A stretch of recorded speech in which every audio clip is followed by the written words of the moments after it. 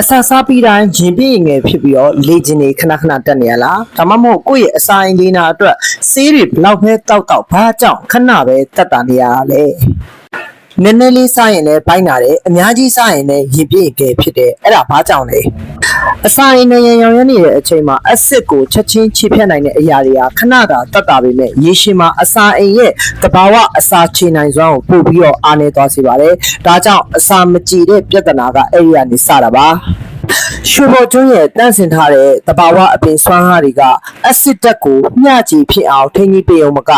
အစာချေအင်ဇိုင်းတွေကိုမှန်မှန်ကန်ကန်ထွက်အောင်တဘာဝအတိုင်းလှုပ်ဆော်ပေးလို့အစာကြည်လွယ်ပြီးလေးပွားတာကိုတက်တာအောင်ကူညီပေးနိုင်ပါတယ်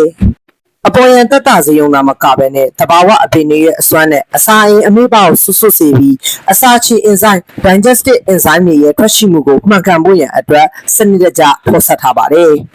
စားပြီးတိုင်းရင်ပြည့်ငယ်ဖြစ်ပြီးလေ့ကျင့်နေတတ်ရင်စိတ်မညစ်ပါနဲ့ရွှေဘော်ကျွန်းဟာတင့်အနာမှာအမြဲရှိနေမှာပါ